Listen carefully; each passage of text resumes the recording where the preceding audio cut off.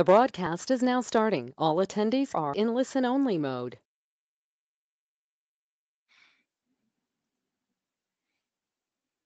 Hi, everyone, and good evening here from Finland. I seem to be moving about in different places in the house here, so always maybe a little bit different background. Um, well, we're working. I think this is. I don't exactly have it straight, but I think it's the 12th. It is. Uh, it is the 12th, yeah.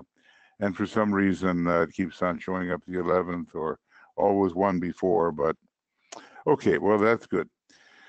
So this is our 12th session, and as you well know, it's not straight academics, what we're doing here. What we're trying to do is sensitize the consciousness in such a way that it picks up on registrations which are not commonly perceived, or, I'm using the word infusieved, which has to do with a unified, formless field of being. Sometimes I have to, speak very slowly because I know that I'm using words occasionally which we don't commonly use, or we don't commonly use them um, in association with each other. But I've been thinking about this for, I don't know, 50 in this lifetime. Probably about 57 years, 58 years, something like that. And it's just gotten more intense as time has passed. Not that I necessarily know how to convey it to you, because I think everybody has to find their own way. It's a bit like building the Antikarana. It is standard in approach. I mean, there is a technique, and maybe more than one, but there's a kind of uniqueness about the bridge for everyone. And there's no doubt that what we might be able to perceive or register or infuse depends on our building of the bridge. So, to keep in mind two curricula, in the Maury Federation, we do a lot with the curriculum of relativity, meaning the great science of relations. But in this kind of work, it's the curriculum of isness, or being, or beingness. And what we, in a way, hope to do, although it seems very, very strange, is to eliminate all relations, even though we perceive that which is relatable. We seek to zero in on, or become, or register that we are something which is completely formless. The mathematical problem of the continuum is not ours, because, and it, by the way, it's something that nobody seems to have been able to solve, and I can understand why. We'll get into some of the, what I perceive to be the mathematics of consciousness as we go along. And, it's not that you have to be a mathematician. You just have to sort of get the concept. But there just are no divisions um, in relation to which continuity, or the continuum, is required. There's just no division. And so I think we can understand that this kind of work will help us along the way as we try to overcome the great heresy of separateness or separateness, which is, of course, a natural way for we limited human beings to perceive.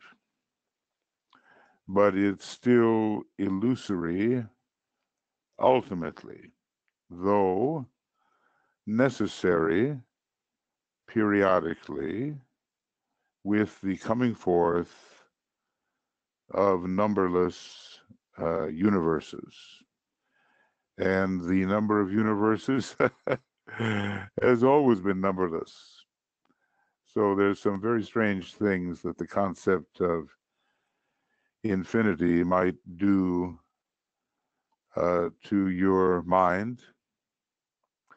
And certainly it will propel the mind in the direction of abstraction. And we do remember that for the next 2,000 years or so, and maybe more, we will be in the sixth subrace of the fifth root race, which has a resonance with the development of the intuition, and no doubt many people will be accessing the intuition more than has been possible for them.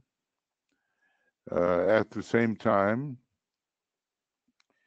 it is a situation in which the abstract mind has to be developed. And that's the very, as you know, the very first sort of target. Well, that's not a good one. Very first sort of target when building the Antakarana, the monastic permanent atom and the mental unit. Now, you know, I'm afraid that what often happens is that we interpret the abstract mind in concrete terms. And so that simply because we become somewhat complex in our thought, we think it is abstraction, but it's not. Complexity per se is not abstraction. Just think about that for a minute.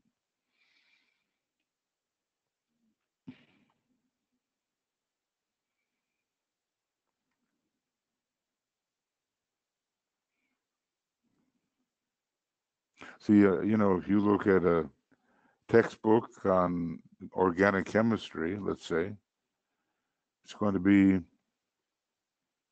in many respects, complex, many relationships, parts and pieces, and all the rest of it. But it's concrete complexity.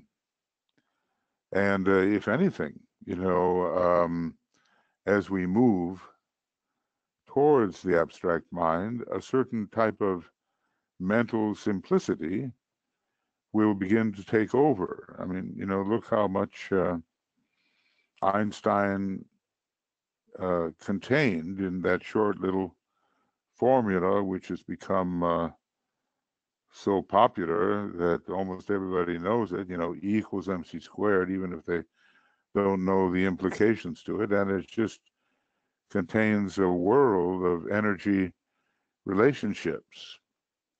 So we begin to find the abstractions which contain many concretions. Now, we do know that in the curriculum Master DK offers, he does want us to build the Antakarana, and he does want us to penetrate into the spiritual triad. And, you know, somehow we have to get a notion of when we're really there,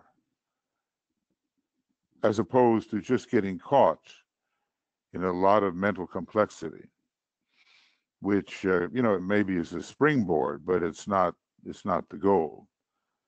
In a way, nothing mental is the goal in this particular type of work we're doing together. Nothing that has any division in it whatsoever is the goal.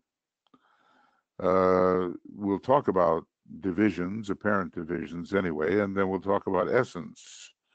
And essence is the goal. So it's really the inescapable something or no thing. It's inescapable forever. Essence is. It wasn't created, it just always was. And right there, the mind runs into a problem because we're used to things that have a beginning, middle, and end, But just to think of something or no thing, some formless being, beingness, whatever name we want to call it, that is just always, always present. It's the ultimate presence. And when we begin to get an idea, maybe first mentally and then later experientially or imperientially, as I like to call it, that we are that presence, well, being that presence is a lot different from what we think we are. You look in the mirror, there's the form, grows, it flourishes, it decays, and so forth. You think that's you, when in fact it's, in the world of illusion, it is kind of you, but it's a great illusion. It's a mistaken identity. And what we're trying to do here, which I don't think we should ever forget, is we're trying to peel away the layers so that we no longer identify with form of any kind. And, where do we finally get rid of form? Well, you can say, on the very, very high planes, form disappears. And even right here on the cosmic etheric level, form disappears. But it isn't so. The forms simply change. And the registration of something that you don't consider to be yourself just continues and continues until the apparently 10 dimensions of cosmos are exhausted. And, so many of us are not willing or not especially enthusiastic about giving up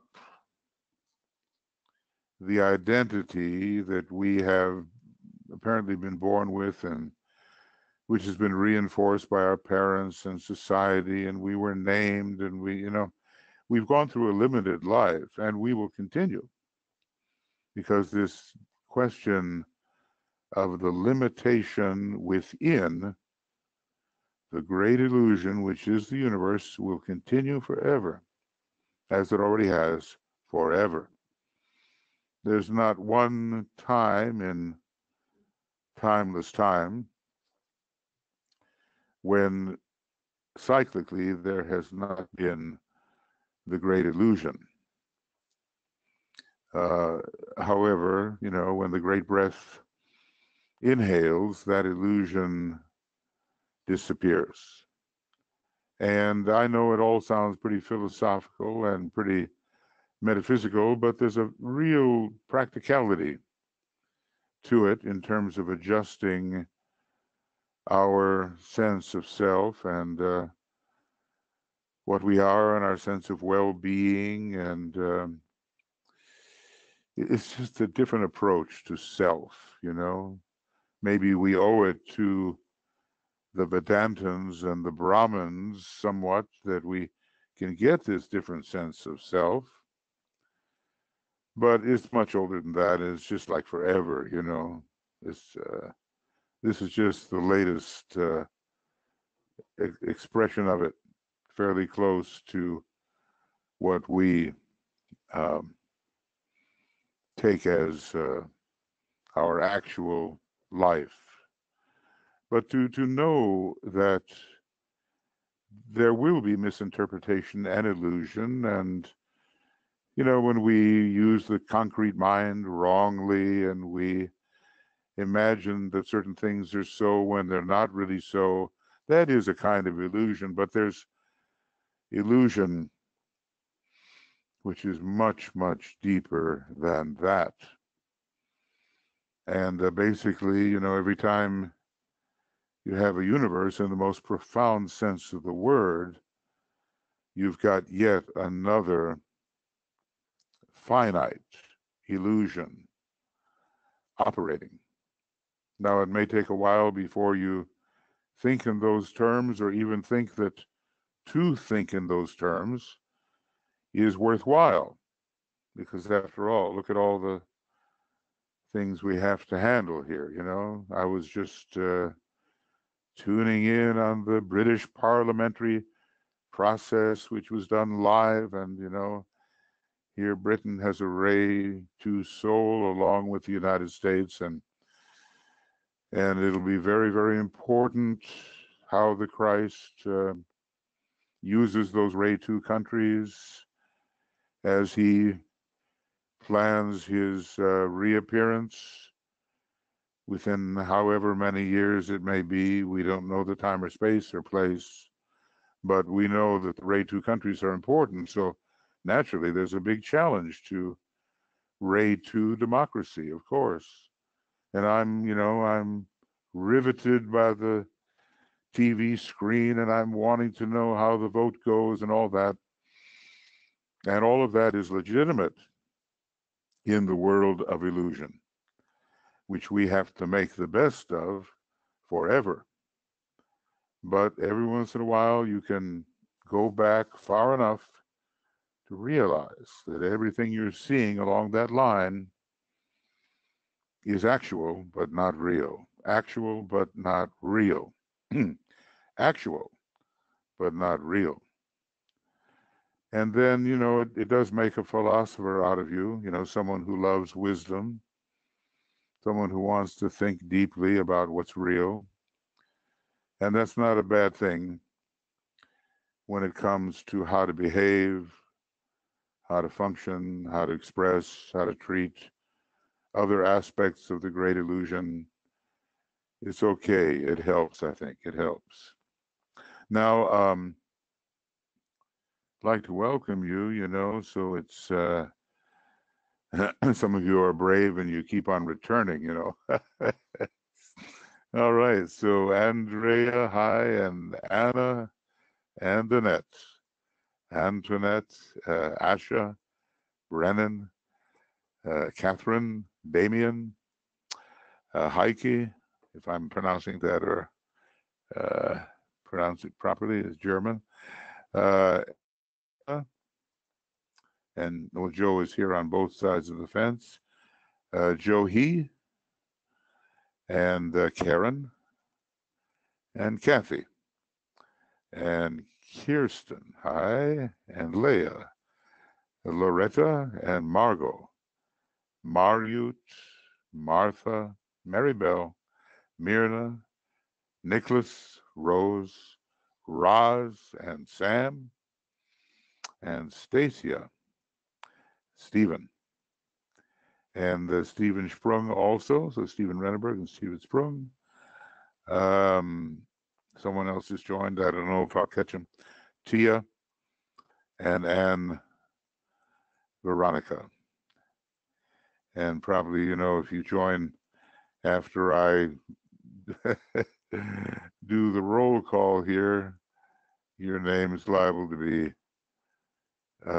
left off the list. It may be Myrna. Okay, hi, Myrna. Okay. Okay, and then over here on the other side, Joe is keeping us stable, and I'm doing what I can to get through this. I discover that with this particular subject, a whole lot of planning is either not needed or too difficult to undertake. I mean, one can begin anywhere, and the subject is always in front of us. Now, I'd like to kind of review. Well, I have some different kind of things today. First of all, I'd just like to say a little bit about our subject matter. I know I've done it before, but I just want to say one or two things about the subject matter that I have so far, which are appearing. The subject matter is appearing, rather, in this many sea thoughts, thousands of them, and looks like almost 11,000 of them. I don't use them all. But because some of them are repetitious, and basically I carry little notebooks with me, and when I have inspiration, I reach into my pocket and pull out a notebook and try to write it down and transfer all this stuff into more workable form like this. But, so far our subjects that we will be taking up and have taken up to a degree, some of them, not many, are the absolute and the absoluteness, and that is the ultimate beingness. You can't even call it a deity. It's just the state of utterness, than which there is no other forever. I have a friend, good friend. I've known him for 70 years. And I don't know, in some ways we're like peas in a pod, in other ways we're just totally different. And he fully expects that when he dies, he's canceled, and that's it. Just nothing preceded, nothing follows. And I keep on threatening to show him around on the other side. He gets very nonplussed when I when I offer. There's all kinds of higher states, and some of those we can take up, but we're much more interested in the state of isness, which is so simple it's hard to see. There's an old dictum in philosophy: if to be is to be perceived. So nothing is but that which is perceived, and I say by the absolute deity, except for one thing, the absolute, or one no thing. Then we went into, infinity, infinitization. I've got a book on that. Infinitude, absolute infinitude. Okay. We're going to deal not only, all kinds of infinitudes. If you get into the mathematician Georg Cantor, he was a German Jew who was a Catholic. What a combination. And he wanted to offer his mathematical services to the glory of God. And all of he was Pisces, with a Uranus and Jupiter and Aries, which of course gave him that tremendous sense of the expansive. You can read about him, Georg, like George, Cantor, and some of it's not too hard to understand. So he really advanced this whole area, but what he didn't do,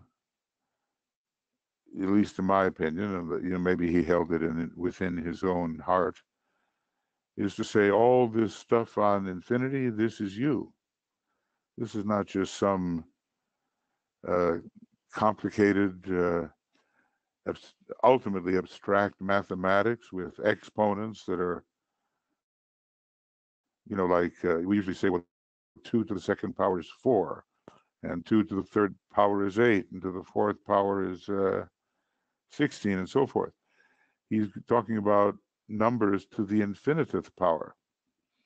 So the exponent is infinity, or double infinity, or triple infinity, or infinitude of infinities. He really got into abstraction, but he didn't connect it, as far as I know, with the identity of each one of us. And basically, that's what I'm trying to do here. It's a big departure. As far as space and time goes, we can overcome those illusions, yet they are actualities with which we have to work in the great illusion, in the Mahamaya. We're going to work with them forever. There's no way around that. Maybe as the universe begins to dissolve, and any universe, and things begin to collapse, and dimension begins to go out the window, then space and time are going to disappear. They're not realities. They are illusory actualities with which you have to deal. And the very first thing you have to do when you really want to overcome illusion, and that shows you how difficult it really is to get rid of space and get rid of time. Now, that's not going to make a practical person out of you, because all of our advancement in science and other, fields right here within the present universe are based upon our mastery of space and time. But what DK tells us is, to the master, time and space are his playthings. So sometimes we read about people manipulating time and space, and all of that, I'm sure, is possible. But to finally prove the unreality of both, while maintaining the actuality of both, is important. Just imagine, yeah, we've been alive forever, and well, I'll get into it. But what if there's just no interval between before and behind and now and to come? Aristotle said that infinity was untraversable. You couldn't get across it. And that was right. So in a linear manner, it's impossible to be where you are. You're here now, but how'd you get here? And that's an impossibility in terms of linearity. You can't take a step from one universe to the next and ever reach where you are if you try to start at the beginningless beginning. So there's no beginning. That's the whole thing. And never the spirit was born, and never shall it die. And you and I have no beginning, and we have no end, and we have no form either. Maybe the great sage of fairly modern times to study along this regard is Shankaracharya, Shankara, because he was really into it. Now, what is yourself? Well, when I make all caps, I'm talking about something that's beyond the universe, any universe. And ultimately, I'm talking about the absolute. But I'm also talking about what I call the absolute deity, which has been in a way demoted from being the absolute. It has come forth and it can act. The absolute doesn't really act nor involve itself in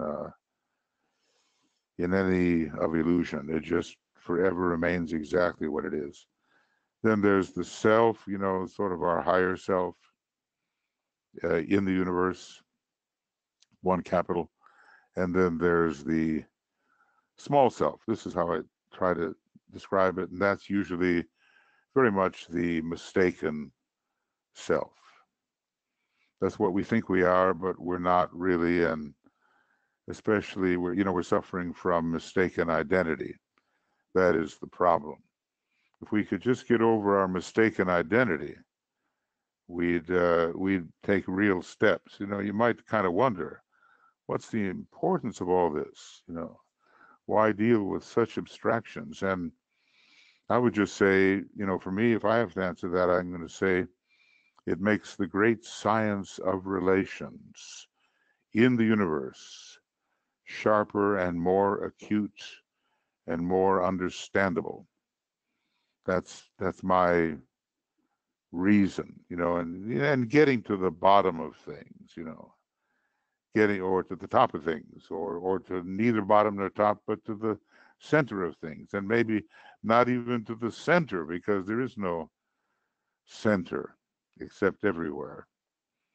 So you've got to get used to. I told you maybe a week ago. I said what Einstein had said was that common sense is simply the accumulation of prejudices in the mind up to the age of 18 or 17 or 18. I forget what he said, but it was still the teenage years. All these accumulated prejudices make the judgment. So, what's our real identity? How do we get into it? How do we really identify? Well, the heart has a big role to play in all the many hearts that are in us, not only between the shoulder blades, but the heart in the head and the causal body and the monad and on and on and on until we reach the heart of the universe, any universe. I do think that to have the heart awakened in some way is a very, very important thing when it comes to trying to fathom what reality is. Okay, the whole thing, the second aspect of divinity, we're studying consciousness, but beyond, and naturally with that, perception. But we're also studying infuception and therefore being. Now, it's the quality of contemplation to be what you perceive. In a way, you're not what you perceive because it's form.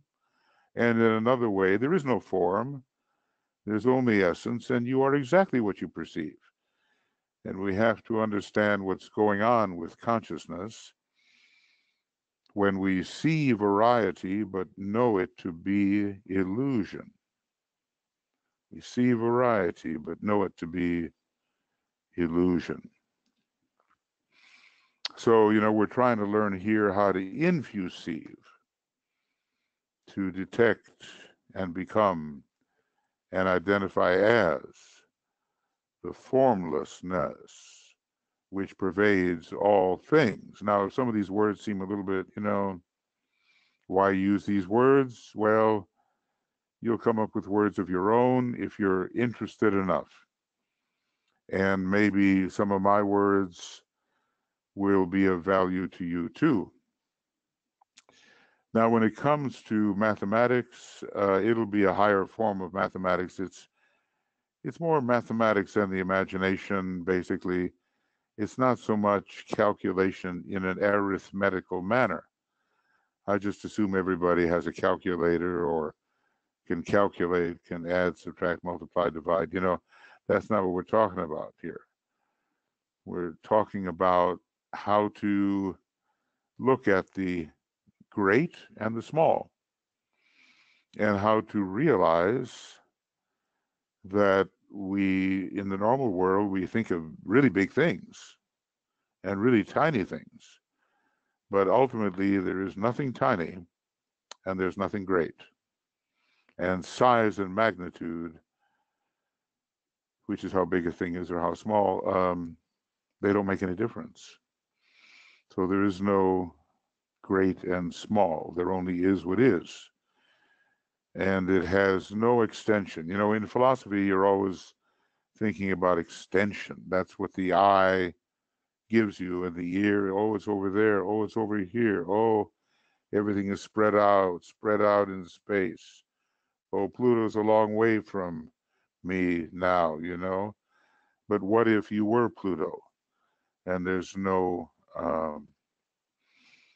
interval at all? So maybe we're going to learn that we possibly live in a reality where I think we do, where there's no such thing as an interval, whether of time or of space. And now, if you think about that, no intervals of time or of space. So you have everything superimposed, existing but being next to nothing, and reaching a certain vanishing point and disappearing into absoluteness, which is always, it's the only thing. Now, some of you are following Francis Donald as he's doing The Secret Doctrine. It's a marvelous thing he's undertaking. And the big manly hall book, Masonic, Rosicrucian, Kabbalistic, symbolic philosophy, is such a long title. I never remember it properly. But there's all kinds of esoteric traditions. So I would really encourage you. Every 2 weeks he has something there. I would really encourage you to tune in with him. He gives you, the ongoing life of HPB, and also you're progressing in The Secret Doctrine. And you'll find a lot of these ideas, I think, in The Secret Doctrine. When it comes to change and division and motion, well, there's a problem. There's no change unless there's division. And there's no motion unless there's division. Think about that for a minute.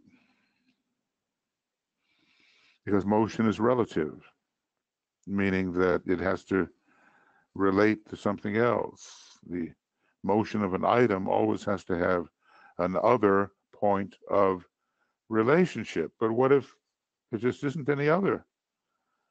There's no motion.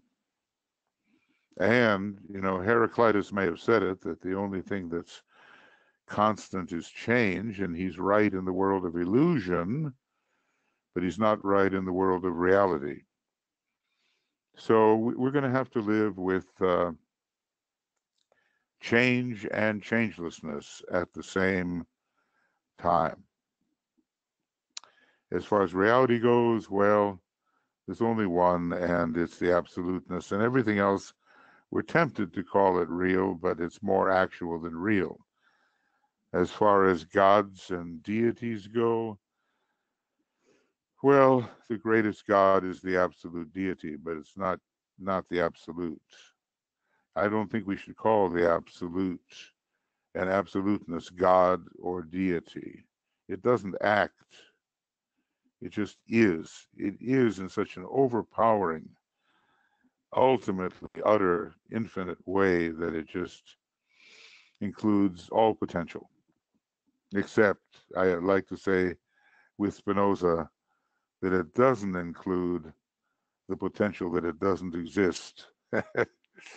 It doesn't contain the potential that it is not.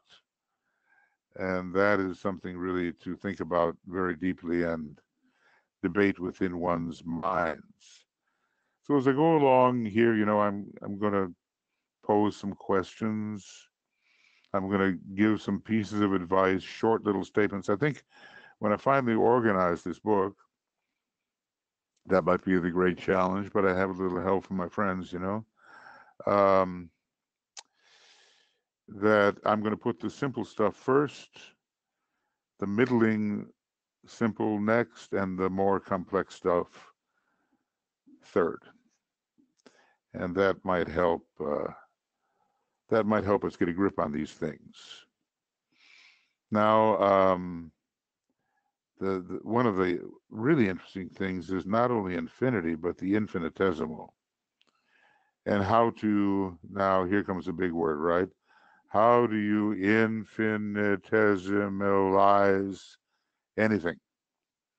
Well, then my answer to that is that if a thing exists and has boundaries, it's already an absolute infinitesimal forever, or as long as it exists. In other words, I can look at the biggest thing in cosmos, including cosmos itself, and compared to what I call, and probably don't fully understand, I can't really, absolute infinity. Everything's an infinitesimal, and everything is of equal magnitude. The biggest big and the smallest small are all the same size, and they have no dimension. And that's going to be a tough one, and we're going to work on that. How does dimension come and go? How does it appear and disappear? I call the infinitesimal the ultimate negligibility, meaning that no matter what definite quantity you propose, how, the tiniest of the tiny, tinier than you can ever get anything in universe, normally, there's always something smaller. And that's going to be the infinitesimal. I just want to say, maybe I should put it here that there is no real zero in the sense of an in-universe zero. Just doesn't exist. There's no nothing. I want to say it that way. There is no nothing. But there is the no thing. And there's a big difference. And when we understand the difference between the nothing and the no thing, we have come a long way. We have come a long way. Now, you can have as many universes as you like. You're going to have them, and you are them. And there's no end to your creativity and so forth. But there's no zero. It's a convention in mathematics, but the minute you perceive what you're calling the zero, you've thinged it. T-H-I-N-G. You've made it into a thing. There just is no nothing. But there is a no thing.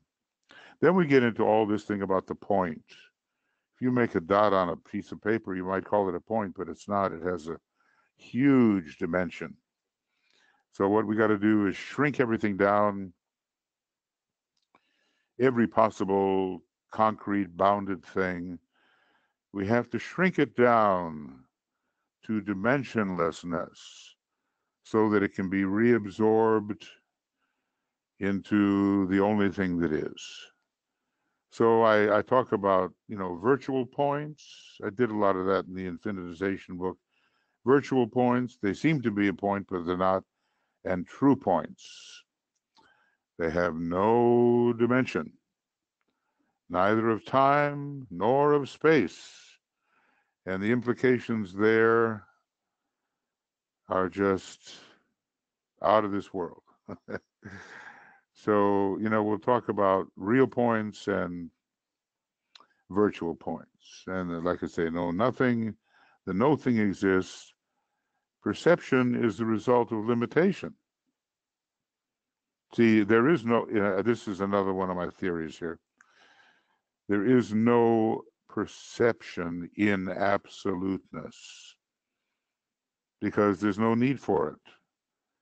The utter beingness includes every possible thing. You don't need to say, oh, here's the perceiver, here's the perceived, and all that. You don't need any of that.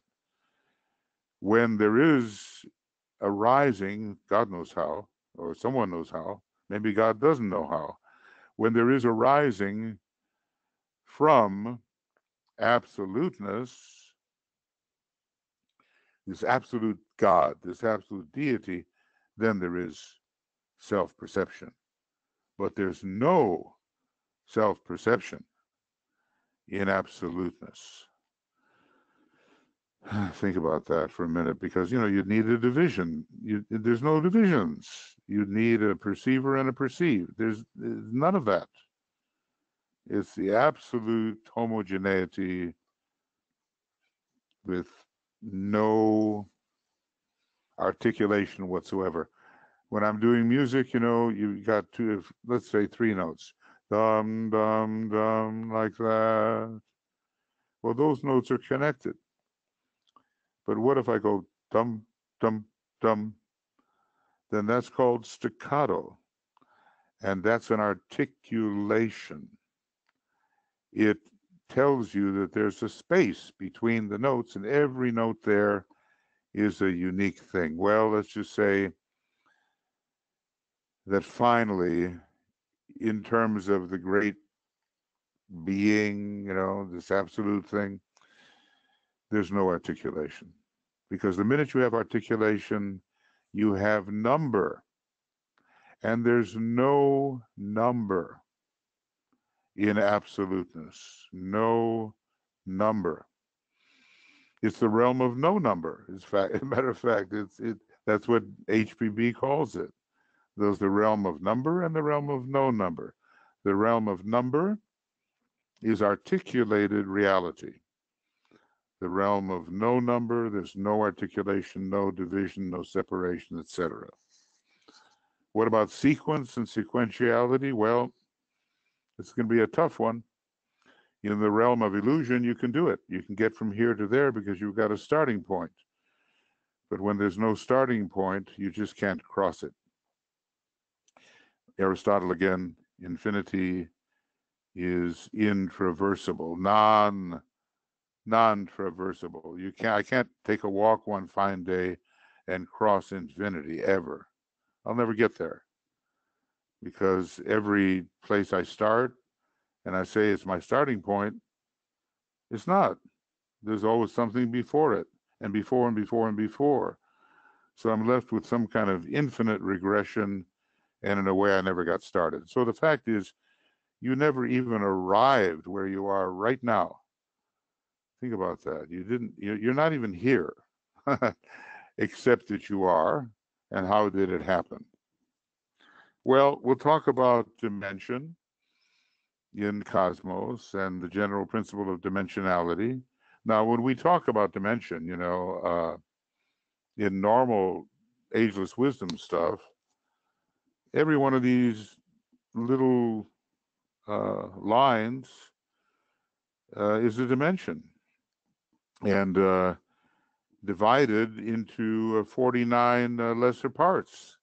So that by the time you finish with the cosmic physical plane here, you've got 343 dimensions or changes of vibratory state and all that. Well, and then it goes on, it's not shown here, but the cosmic astral plane should be every bit as big as this one and all of these. And then, how long does dimension go on? Well, I suppose as long as you have a universe, as long as you have vibration, there's going to be dimension. But we're going to get rid of vibration. There is no vibration in reality. And there is no dimension in reality, and everything is superimposed until it becomes, I joke about it, but till it becomes next to nothing. But of course, there's no position that says this is the next to nothing position. There isn't. It just keeps going and going and going, ever closer to being next to nothing. So there's a lot of weird things that go on when you start considering what we really are. In the Don Juan books, I'm not seventh grade. I'm not a big reader of the Don Juan books, but my son read quite a bit of that, and he told me about it. And there was a way of something called an assemblage point. And on the basis of this point, you could reassemble the molecules or the atoms of your vehicles anywhere. You could appear and you could disappear. It's classical magic stuff. And, the different dimensions are available to us in the magical world within limitations. We're just little projections of the one right now, and we will return as ever we have to being what we really are, the essence of things. And then if we return and say, hey, now I'm the God of this universe, fantastic, okay? Have you found your true identity? No, because it's only the essence, which is your true identity. And then that universe goes pop, pralaya is over, and you're absorbed into the absolute infinity and into the deity. You're absorbed into the super universal world. And is that the end? No, it's not, because that all crunches down into, I don't even know what name to call it anymore. I'm looking for the right name. And that gets absorbed into absoluteness periodically. So, look, we've got a long way to go before we ever get to the super universal worlds yet again, where just maybe we've made the turn. I don't know. Maybe we've made the turn and we're on our way to amalgamating. Take a look here, you may think you're this little circle here, but really you're this, which is one of seven, but really you're this, or this, or this, or this, or this, until you're that. And there's no way to draw what Parabrahm really is. It just means beyond that which has been created, and I suppose it means beyond that which you have become. So it's a whole different view of the universe. And if I could remember long enough, during, some hard times when I'm feeling, feeling overwhelmed or whatever, astral body, if I could remember this, which we all can do if we really practice, we will have they'll have a different view of ourselves and of the universe. Okay, so that's my run through of the topics which I have so far. And I think we've only covered maybe 3 or 4 or 5 of them, and we got a lot more to go. And others may come in here, I don't know. And they show up in the kinds of things that I send you now and then, like this. See here, being all these different seed thoughts, they show up, and getting them in order and subject wise, and from the simplest to the most complex, and finally the book will have some degree of order, which will make it really useful. I've been listening so much to the British House of Commons with the Speaker of the House, Mr. John Bercow, always shouting, "Order, order," order. And of course, he's got a huge seventh ray. See, this kind of thing will be toward the end. I won't throw that at you right away. After you have some building blocks, then we can take up such a sentence or a few sentences as these. It's really fascinating to see people in life from the astrological point of view. Now, this man is born in the last degree of Capricorn, and his voice sounds like it. Sometimes you get the bleating of the goat in Capricorn, but he's got Taurus rising, which is real centralization of the voice. And my God, it goes on for hours. So everything works out in the world of form, and we have to study the world of form so we can really understand how the great energies shape what we are. Okay, so anyway, if all goes well and I manage to survive all this, then I'll keep on sending these things to you, and before long, if you can wait another 5 years, you'll have a complete book. And hopefully it will be and hopefully, because of the work that we've been doing together, you will understand the book better. than if I had just thrown the book at you, as it were. And, maybe you'll be able to. Yeah, I was always amazed, I told you that story and about my teacher. And I certainly made the right turn one fine day. And this man lived in the state of identification. I've never met anybody in the flesh that really was in that, could do that. That was his life. And just imagine 6 major planets in Pisces plus Leo on the ascendant, fantastic. So I just saw what it was like to live in the state of identification. And I knew that one day I'd be able to kind of take it up and see how far I could get into the reality of things. Not very far yet, okay, but coming along, coming along. Now, before I've got a little meditation for us, but before we have our meditation, which is basically a concentration on some trigger words that I use to get into, to infuse. Are there any questions that you have about what I've been talking about here? Anything you'd like to say or ask or anything of that nature? So far, most of you have managed to survive, which is pretty good. Sometimes when the unfamiliar is presented to the mind, especially in a way that the concrete mind can't just grab it, then we get sleepy or we turn off or whatever. That can happen. But most of you have survived this so far. Any questions that you have? Any statements you'd like to make? And if I miss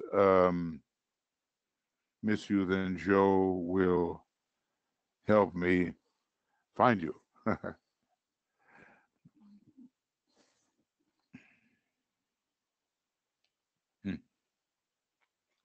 All these Rose master has her seeds. hand up. Okay. Alrighty. Coming right along.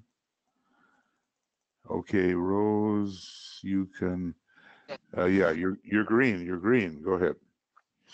Hi. I was just thinking that I think a good barometer on which we can kind of measure our degree of where we're at in that identification state of consciousness is by how serious we take things in this phenomenal world. So you can look to see, like, are you able to just basically like laugh something off, or does it become so like some huge event where it's just, whether it's whatever it is, something going on in the world or in your personal life, where it becomes this big thing.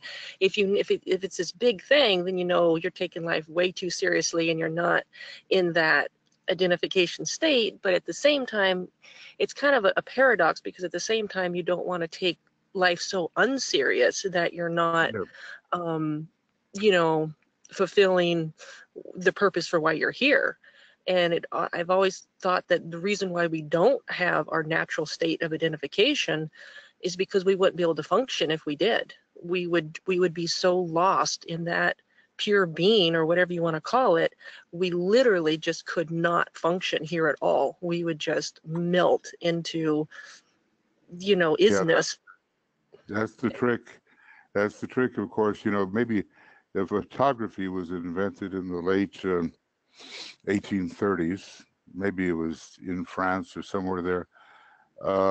And by 1880s, it was fairly well developed. And you see some pictures of India in India of the sage Ramakrishna in a state of identification. Now you see him in a very high samadhi state. Now you know how they are.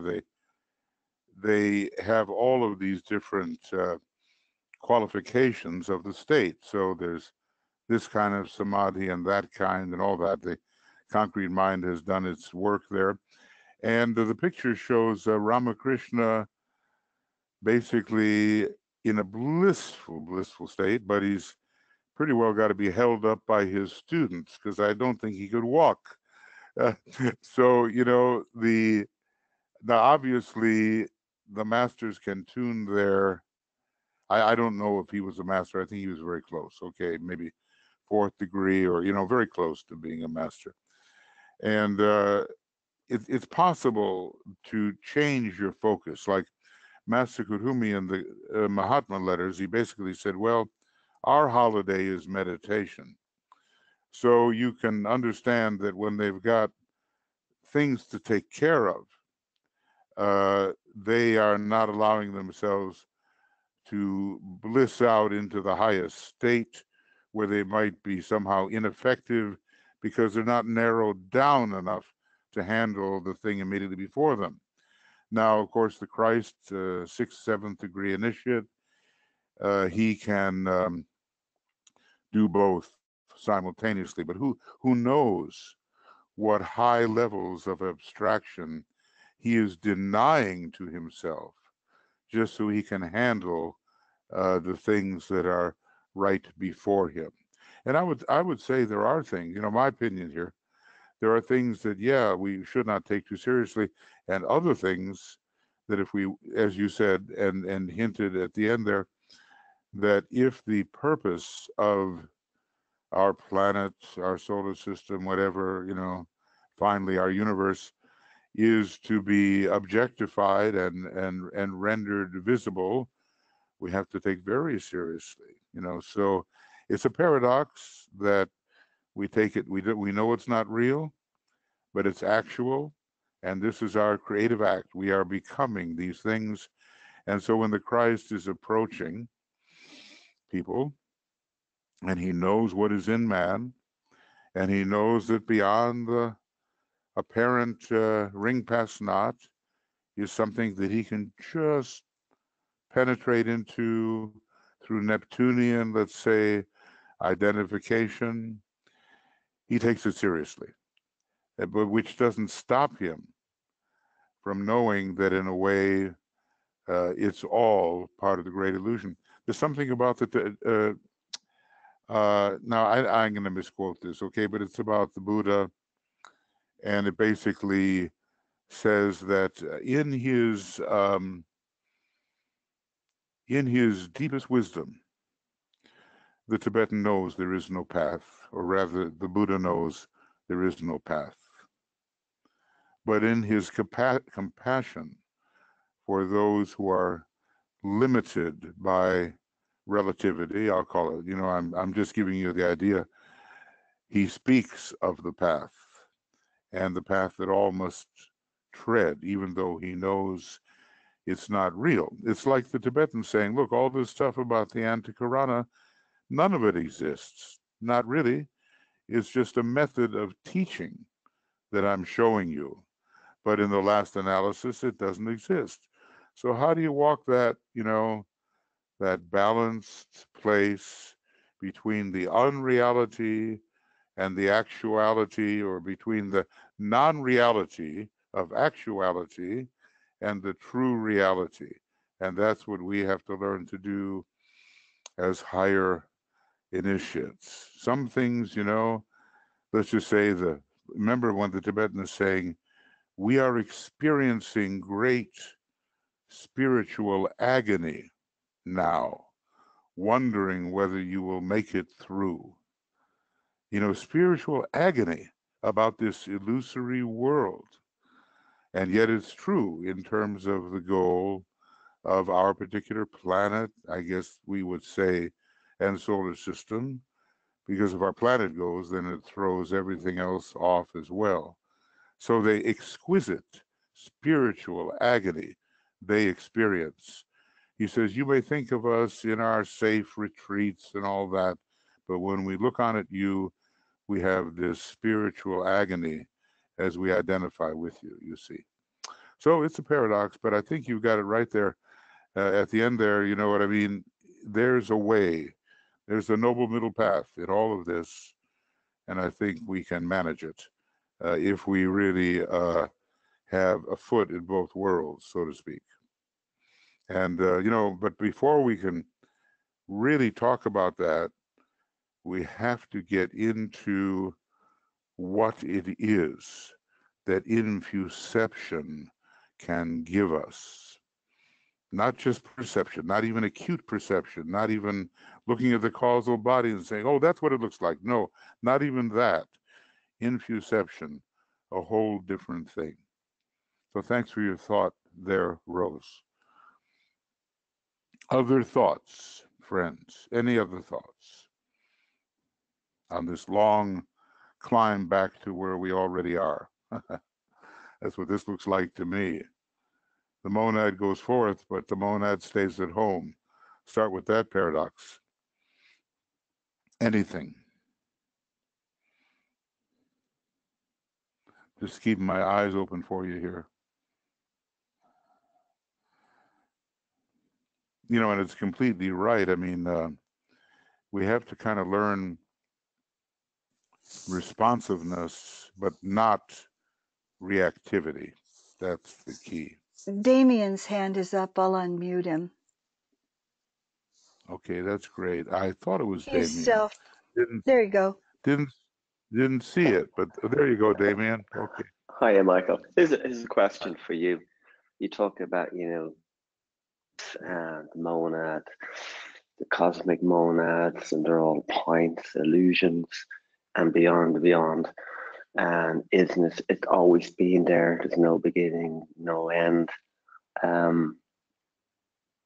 How did you arrive at that conclusion? Because my attitude. Sorry, your attitude. Go ahead. I was just saying, my attitude when I started to read The Ageless Wisdom, and Tibet says, you never blindly follow or accept anything, So yeah. I've myself from the very beginning, and it's stood me very well so far. I either know something and I go and prove it for myself, and I have slow steps, but the steps that I make are very real. So right. unless I actually know and can prove it to myself in whatever manner, even in an abstract form, I just leave it there as a hypothesis and say, well, maybe, and I just leave that and I work on that and we'll see. So I'm just wondering that, you say that, the absoluteness, it's always been there, and below that is an illusion. How did you arrive at that for yourself? Well, some of it, well, first of all, the second ray thing here that I often refer to in Esoteric Psychology 1, the student on this ray is ever unsatisfied with his highest attainments. No matter how great his knowledge, his mind is still fixed on the unknown, the beyond, and on the heights as yet unscaled. So I guess that is certainly true of me, and I've always been one, regardless of my other failings, who tries to look for ever deeper levels of reality until I have hopefully, the foundation of it all. Now, some of it is being surprised by experience or inperience when I think along this line. I say, oh, so that's it. That's what they mean.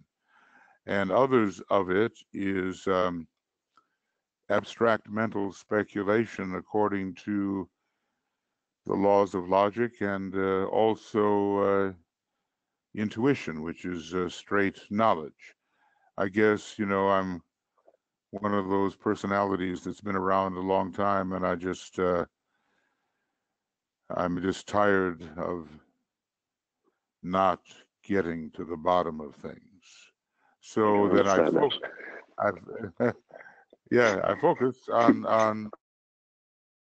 I focus on what's beyond. And I have to laugh because that used to be one of our jokes. We would do parodies of the different ray types, and it was often like the third ray that would, who created God and what's beyond and all that kind of thing. So I have a lot of third rays, so I'm into that abstract mind kind of thing. But it is a determination not to be fooled by illusion.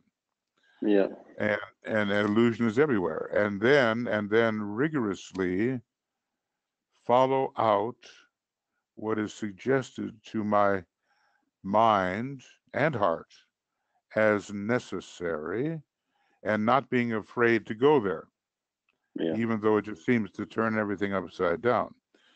So, I'm there and I'm not there. I mean, we're always there, and when we're in extension from the monad that we are, and there's only one in all of the cosmos, really, then we can never see entirely. But when we're really in identification with the monad, which is that state of identificatory being, then we become a whole lot that we didn't know we were, or re-become that. So I would just say it's rigorous necessity in my life, and a lot of acquaintance with death. I have Pluto rising in my chart, so it's radical, going to the root of things, and always wanting to know what's beneath, what's beyond, and what is the cause, until I come to the causeless cause. And at that point, one has to stop and say, okay, what are the implications now of this? Yeah. So I guess that, that's how I would. Interesting. That's how I would describe it. Maybe I have a suggestion, maybe not now, but maybe in another webline. If Tibetan talks about cosmic evil, right? And they say they spend a lot of the time shielding the planet from the effects of that. It might be interesting if you could tie that into what we're actually doing on these weblines. Yes, it's certainly possible. And of course, I guess we have the compilations on it. And he does tell us, he tells us also, speculation anent which is both fruitless and dangerous. Yeah, absolutely. You know what I mean? Yeah. He kind of. He states that very clearly. It's a limitation. I looked up Anna Kingsford.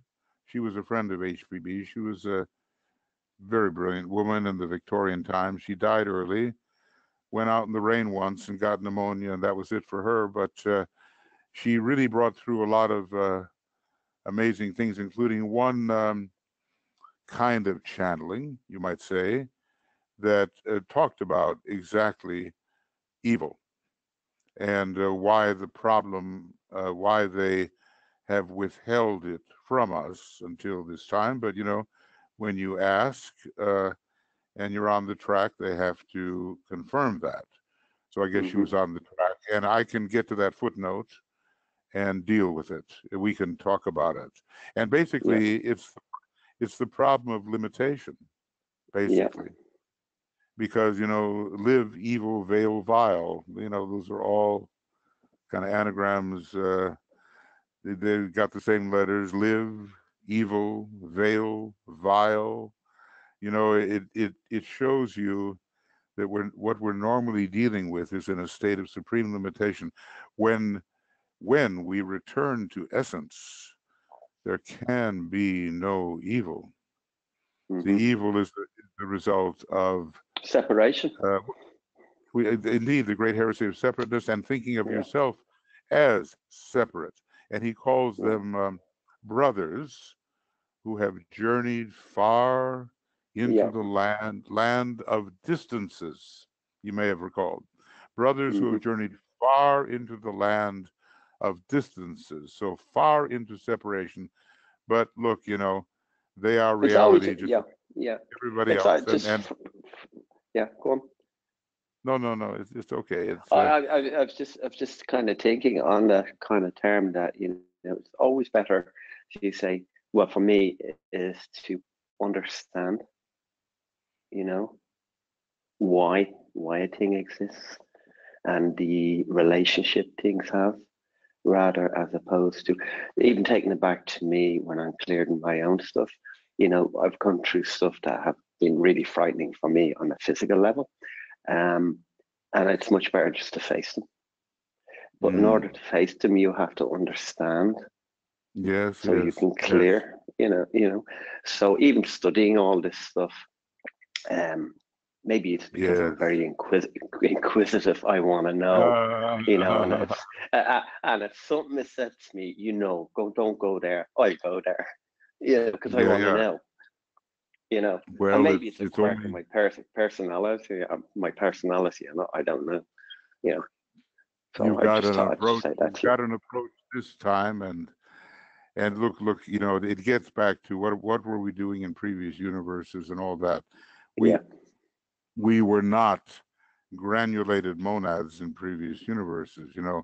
The whatever the universal logos was, which was what we were, we sent forth various extensions, and they all have their unique way back. And so do you, and with all of the astrology and rheology, look, nobody's left behind. It's almost like I'm talking about a government program here, but there's no such thing as the universal pralaya that leaves the bad guys somewhere that doesn't exist. Absolutely. See what I mean? Everybody is repulverized. What do they say? The mills of the gods grind slow, but exceeding fine. So everybody gets ground up, and for the return. Well, anyway, we have to find our own way, and that's what you're doing. And DK says, look, how much of the mountain of vision have you climbed for yourself? Yeah, you said that before, and that really resonated with me. I thought, well, and that's what happened to me 30 years ago. I said, am I going to go read a book on this stuff? No. I put all the books away except for the little book, which gave me just a few slokas to deal with. And I said, I'm going to figure this out myself. And I think anybody needs to do it. Find your way back, find your way home. My attitude has always been 10% study and 80% actually working on it. Practicing. Yeah, practicing is very important. Yeah, very important. I've always had that balance. Well, let's keep the practice up, because what happens is that it locks in one day. Does, yeah. And not necessarily by accident, but more by science. It locks in, and then you're really climbing the Antakarana. It was a Jack and the Beanstalk maybe here, only instead of a bad guy up there, you've got the great beings when you climb the beanstalk. So it's your own way back. That's the important thing. Okay, well, Damien, Okay. So thank we you have for your a couple thoughts. of comments. Appreciate it. Roz put a comment in, and then Heike, and then Frederick. Okay. So Roz was first. Okay, thank you for keeping order. Order. I love that guy. How he does it. He's retiring pretty soon. But I thought to myself, boy, he's a textbook example of the Capricorn and Taurus together. So here's Roz saying, I always wanted to know who the ultimate one is. And one day out of the blue, the words came, I just am, arrived. Okay. It seemed to me that there was no answer, because we think in terms of beginnings and endings, and it's hard not to think of beginnings and endings, because the universe itself, every universe, has a beginning and ending. I mean, I know there are people who ascribe to the steady state universe. I probably think, in line with the Great Breath, that is not how things operate, but that the ancient books have the key, and that the eternal parent does indeed sleep, or at least it looks like sleep from the point of view of manifestation. So, that kind of experience when the I expands tremendously and deepens and identifies and all that, that's just golden, you know. That's what we want. And you know, not to be we don't want to fake it. It either happens or it doesn't happen, and it will happen. It will happen, and we just do our best with it. You know, it will happen, and we don't know the trigger, but we do know that a fifth degree initiate lives in the state of isolated unity. In other words, it's the whole that is isolated.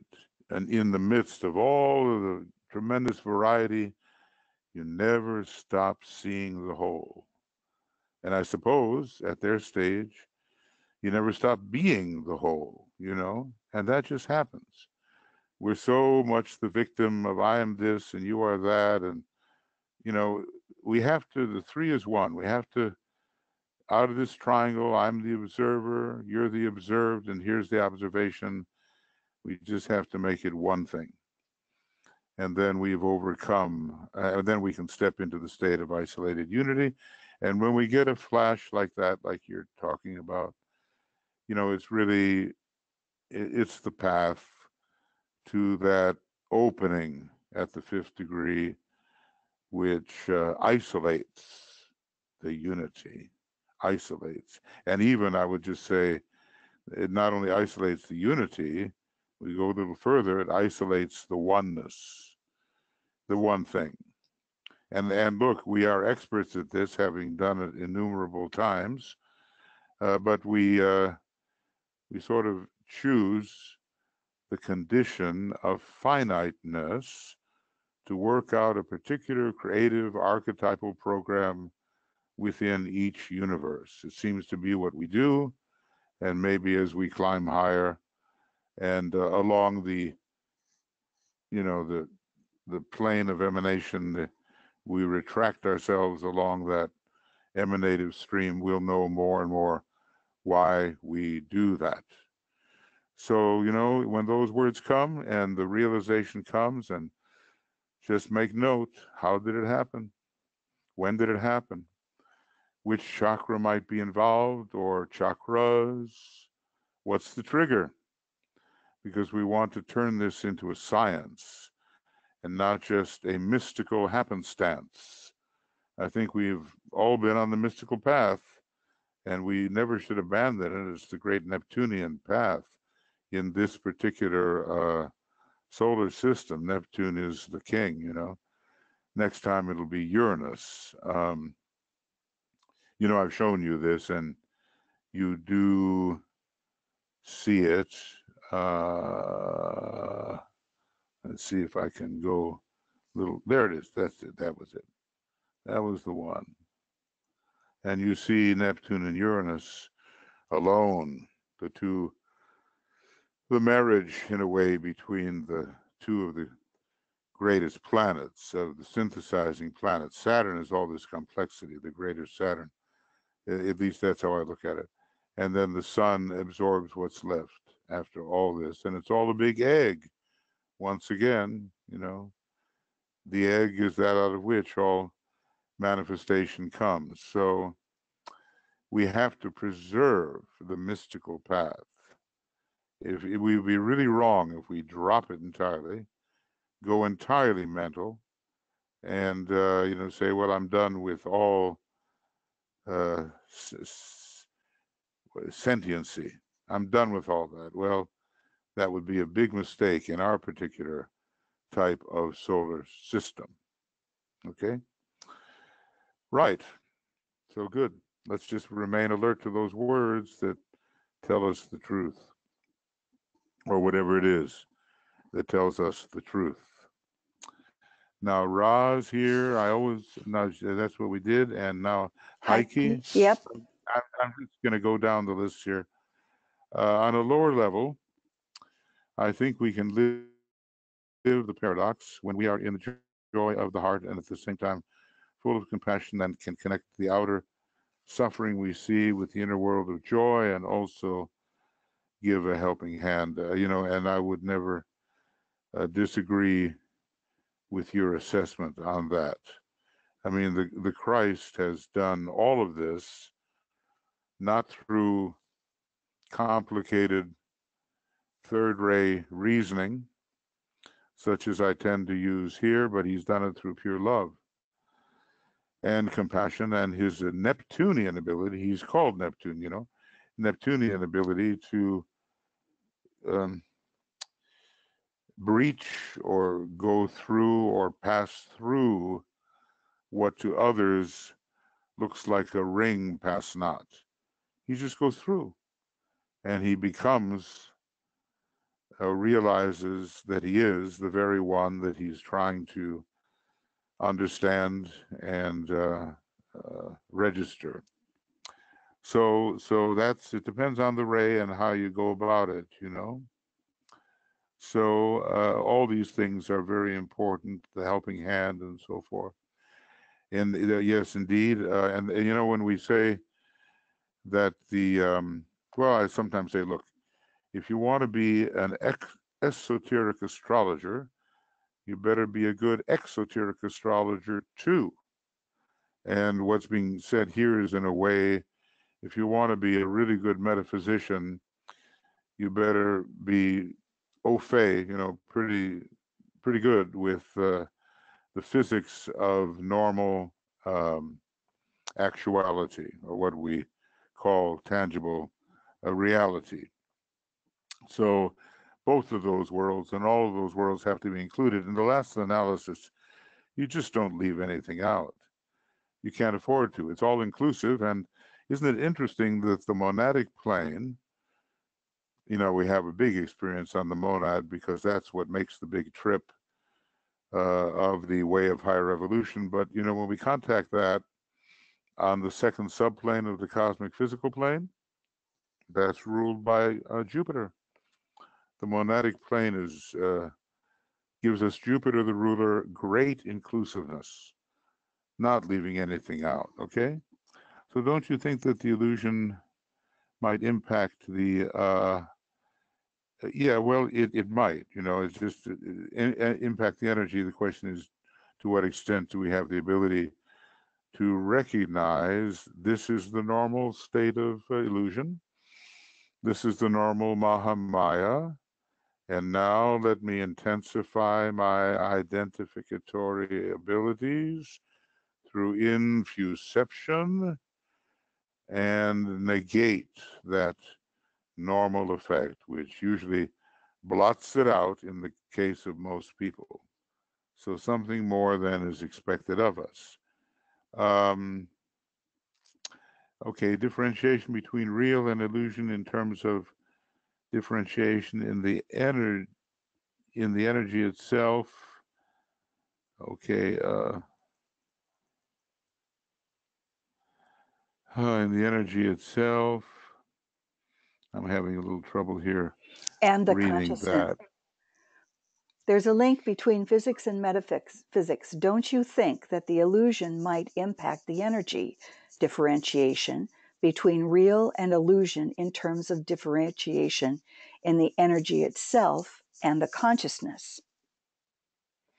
Yes, and we have to go beyond that, so that the usual type of disruptive, obstructive impact no longer counts. In other words, right on the table in front of me, I probably see,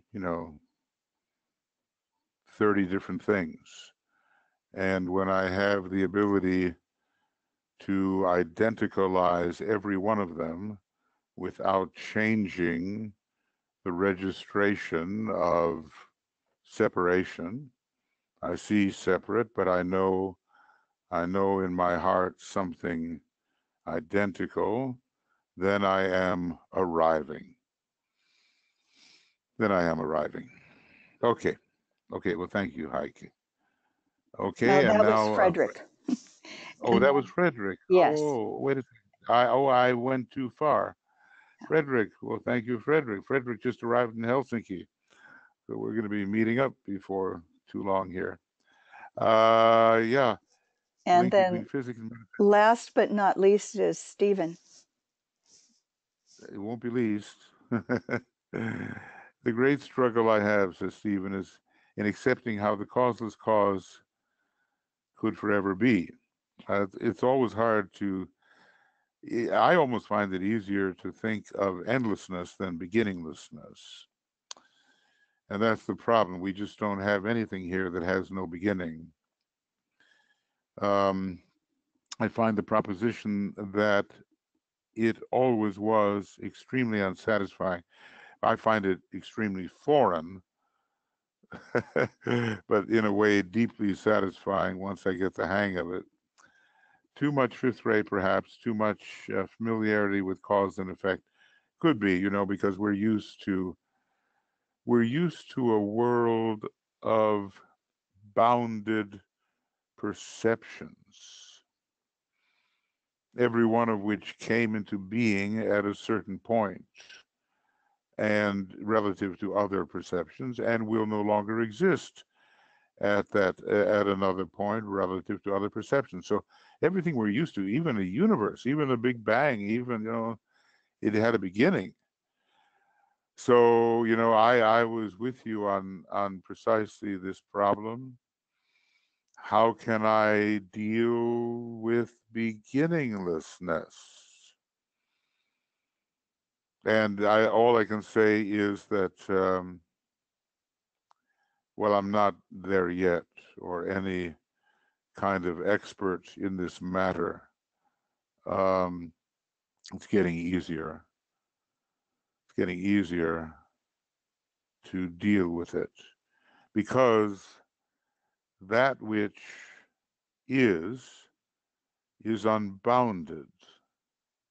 See, when a thing is bounded, has a ring past naught or a perceptual ring past naught, it's always going to have a beginning and an end. Well, maybe except for the contents of absolute infinity. That's another thing I have to think about. But when it comes to the contents of a universe and the universe itself, any universe itself, it'll have a beginning and an end. But in terms of the boundlessness, the boundless, immutable principle, and all of the absolutely infinite articulation of that principle when the absolute deity observes itself, that just never came into being, although it is periodically present. So, how do we ever think of an unbounded something? That in itself is a step along the way to think about unboundedness. Well, right in the secret doctrine, the very first thing they lay on you is the boundless, immutable principle. And you may skip over those words and say, okay, that's fundamental number one. Give me fundamental number two, okay? And not realizing the law of periodicities, fundamental number two already requires boundaries because things will occur in a natural way according to the great breath, and they have to be bounded, at least in universe, to reoccur. And what is boundedness? Boundedness is limited self-perception. Boundedness is limited self-perception. It's all a psychological universe, and all the universes have to do with an internal process of self-examination or I call it sometimes self-sight. That's what creates boundaries. Now, the big question is, how in the world do we have the unbounded absolute deity, which I think we do, along with the unbounded absoluteness? And what are the implications when something is unbounded? Does it necessarily mean that it accompanies extension in space or the creation of space through extension? And I want to say not necessarily. So, the fifth ray can be used in all kinds of ways. And, we have to think that this great fifth ray Lord, the most luminous of all the ray lords on our planet, is using that fifth ray in a way that is not subject to the limitations of how we use it, even though we're improving all the time. So this, you say, is the great stumbling block for you. How do you rationalize that the causeless cause always was and never required a cause? Well, I think it's more like it's more like an intuition that such a thing can be. The alwaysness of anything flies against all of our experience. But for myself, anyway, Stephen, I've just gone beyond thinking that the boundless immutable principle, which is the first, last, and always, and not even the first and not even the last, I mean, it's just in perpetuity, was just always there, always present, never undiminished, always exactly what it is in its utterness. I'm not having trouble with it anymore because I'm not thinking of it. I'm not thinking of a bounded something which must have a cause from something else.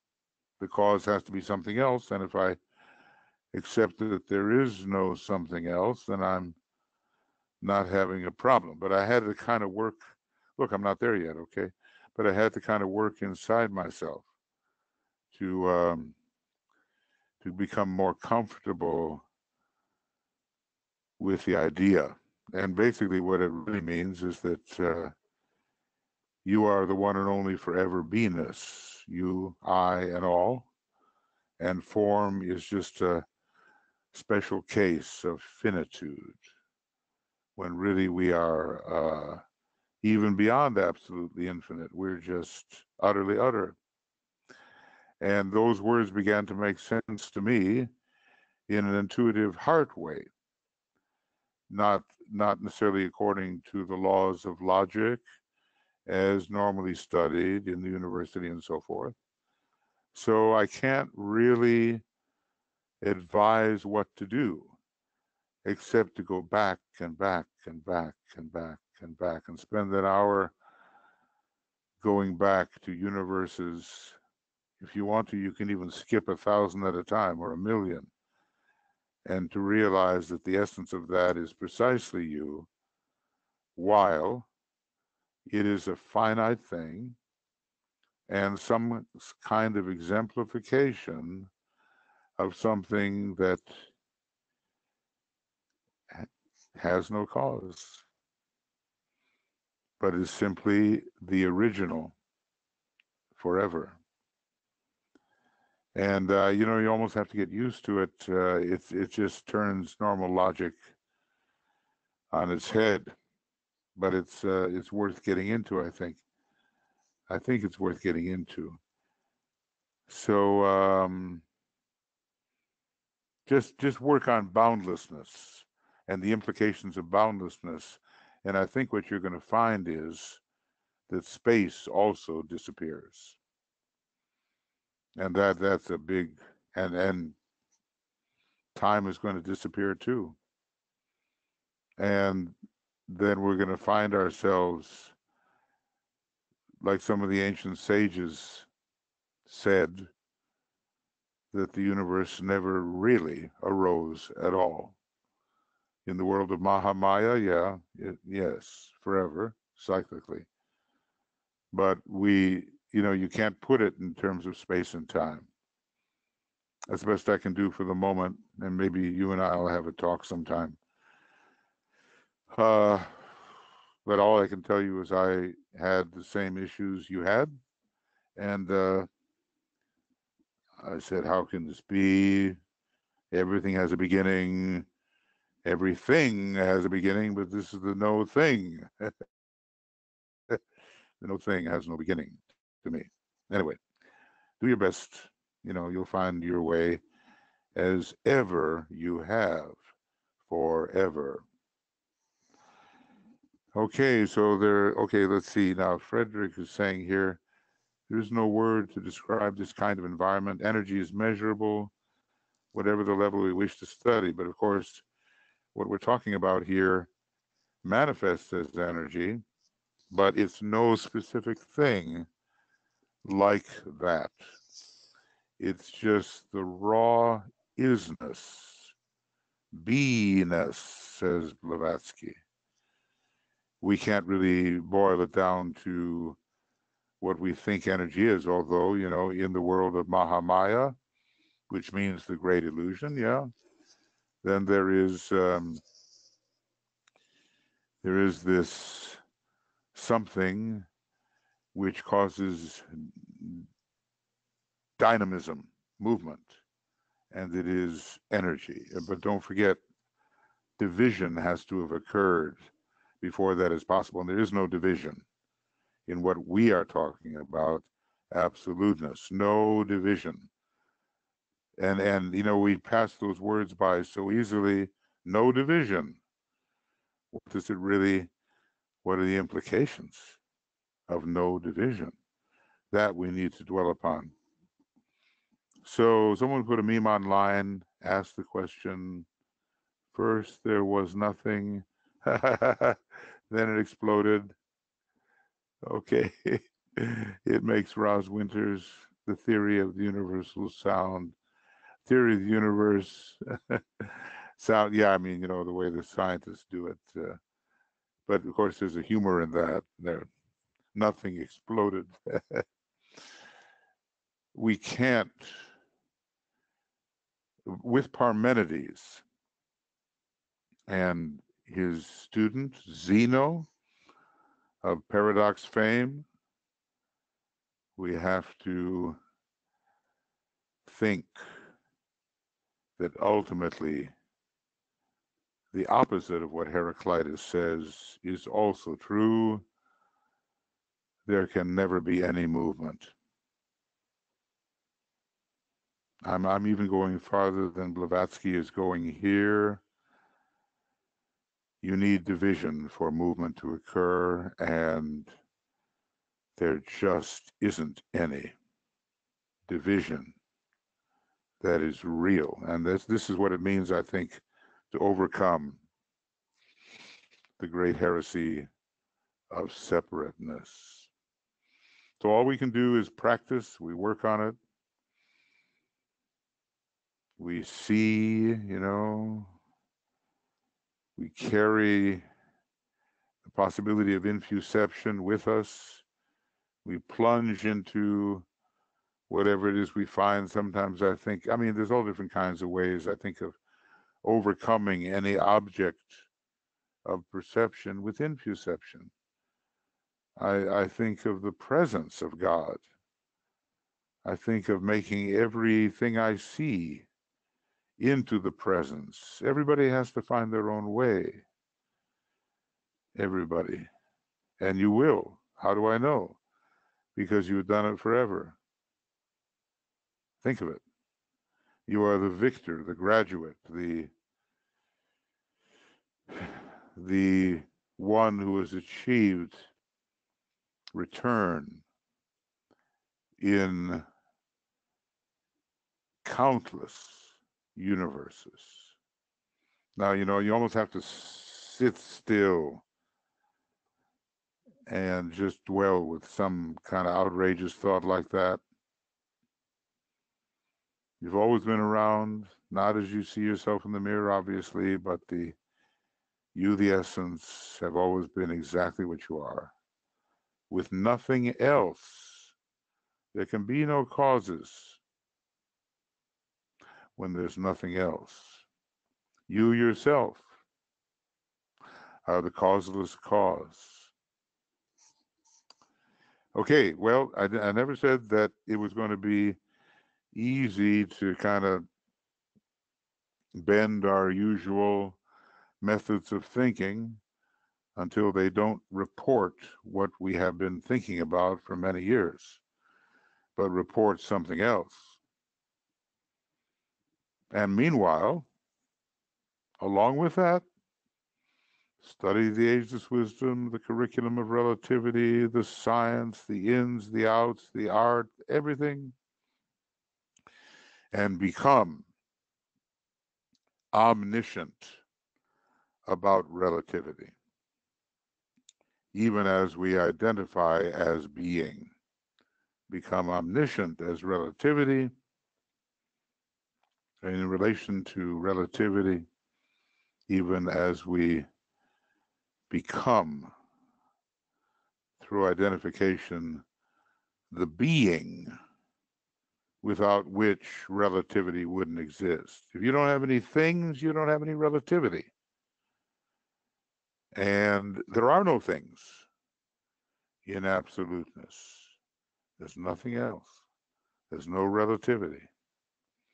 There's only what Blavatsky tried to call beingness, or you name your word if you want to talk about it. Gosh, I keep on thinking I have plans, but my plans gang off to glay, they don't always work out. I have here, and you can copy them out of your chat box. Maybe if I make a promise, I can keep it. But I've got some techniques here, and I'm calling them possibly effective short sentences, injunctions for infusieving. I mean, I could go on with this stuff, but some of these are words and triggers which have worked for me.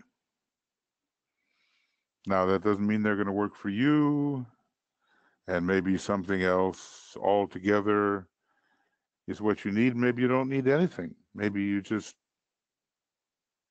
that's it. You're there all the time. Maybe. Okay. But there are ways into this heart and consciousness condition. There are 3 hearts in esoteric healing: between the shoulder blades, at the top of the head, and the monad. Gosh, I wonder why we don't include the egoic lotus. That should be there too. But in this healing thing from esoteric healing book, I'll just give it to you, and you can study it because it's so occult.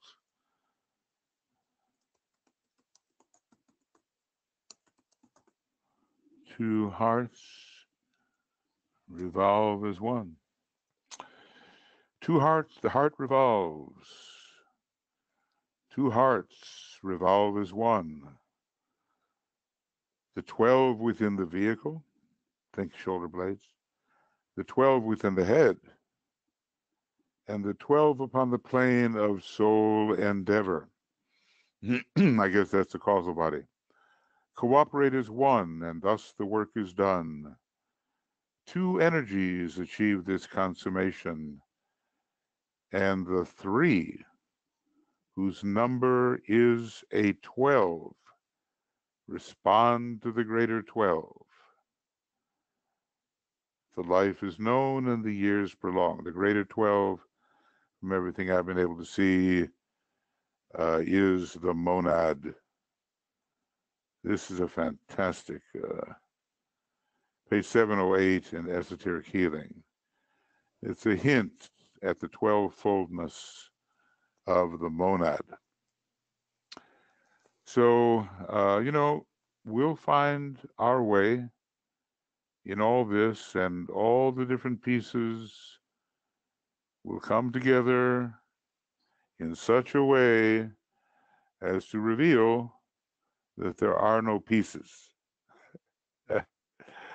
And the jigsaw puzzle does not have any lines of demarcation whatsoever. So, just stay with it. And the next time I hope to be able to give you some of these little mantrams, and see if any of them work for you. Meanwhile, you can copy them out of the chat box. I'm afraid the print is quite big. It's not that I meant that on purpose, but it just happened that way. I'm not seeing So, it in the chat box yet. oh goodness, it's definitely there. Unless I put it in. Oh, you know what? I should send it. That might help. Now, you should hopefully see it soon. Yes. Yep, there it Now is. it's there. And now it's small too. So now everybody can copy it if they like. So look, this is a mysterious, mysterious adventure. In a way, you don't the path, although it's been trodden. I don't know. You can't find a number of how often the path has been trodden, infinitudinous times, if that makes any sense. It's always going to be unique to the tiny little self-perception that we are that's treading that path. So you've got your own way, unique to what you think you are. And that way will lead back to exactly what you are. And when the father runs out of the house to say, "Welcome back, prodigal son," it's you running out of the house, welcoming another aspect of yourself back into a state of fuller realization of oneness. So I think that's going to be, because if I get into the other thing, it's just too much now. And But the I do hour is want, getting late, and it's going on we're almost 2 hours. yes, gosh, don't you just love the idea of a 3-hour webinar? I'm working myself up to a state of appreciation for that. But here, of course, it's about 1 o'clock at night. So, so far you've survived, right? Most of you have survived, right? So let's just conclude our work tonight. And obviously I will, what will I do? I will convert this thing. And then one of our team, maybe it's BL, I don't know. Maybe BL will we'll, post on Makara, and I'll post it on YouTube. okay, fantastic. Excellent, excellent. Appreciate that. And then we'll have something to think about, and something that's a little beyond the pale. Now, when I say beyond the pale, you know what a pail is, right? I don't mean a pail that you carry around with water. I mean a fence, beyond the fence. What is a fence? A fence is a boundary. What's a boundary? It's a ring pass knot. And it finitizes whatever it's applied to.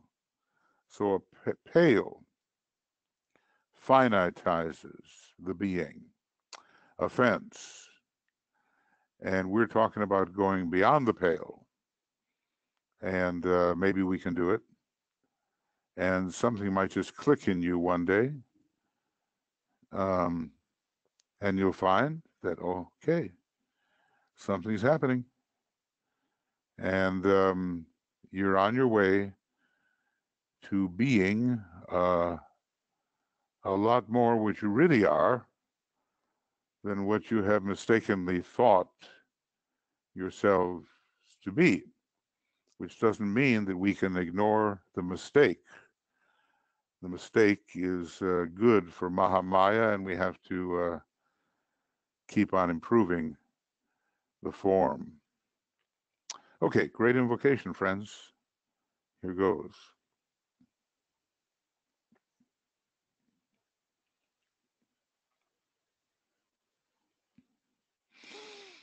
From the point of light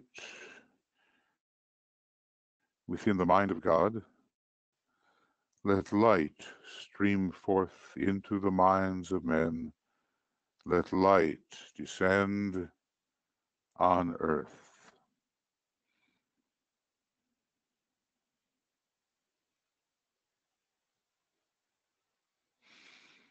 From the point of love within the heart of God, let love stream forth into the hearts of men. May Christ return to earth.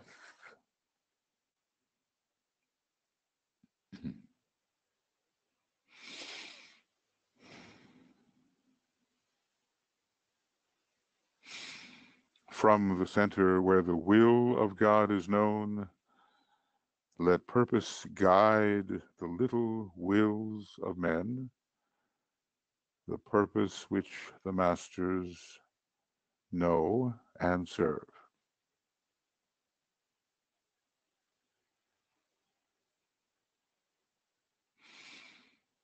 From the center which we call the race of men, let the plan of love and light work out,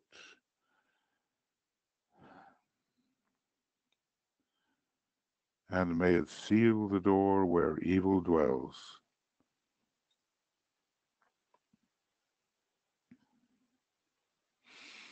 Let light and love and power restore the plan on earth.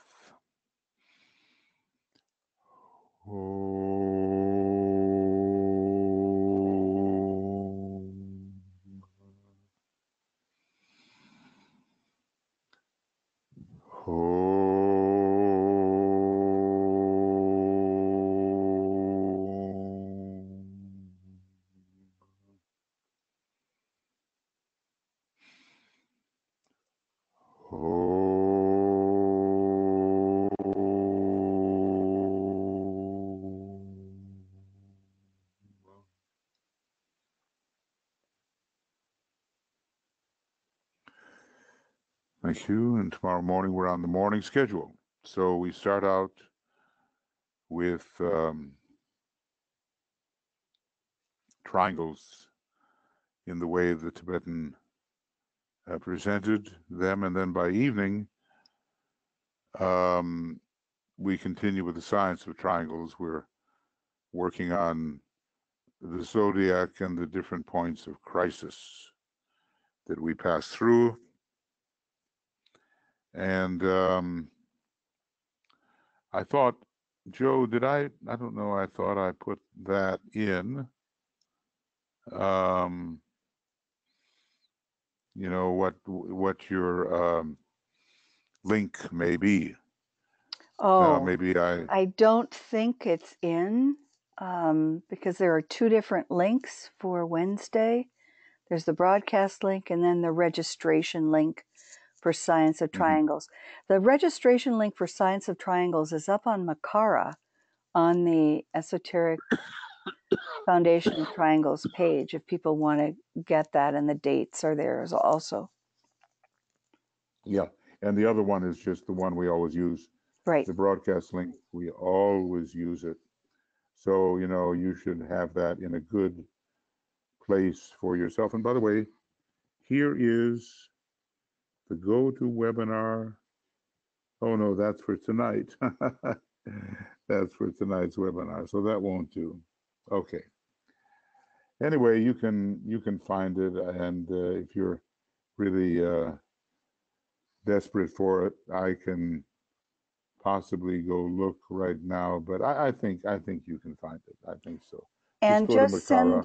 send us an email if you are having trouble with getting the handouts or the links, and we'll the handouts are generally posted on Makara, so just let us know via email. Frederick had a mention of that. Good.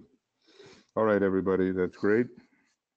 And the whole team thanks you for your attendance. And I'm totally lost right now, but it's not important.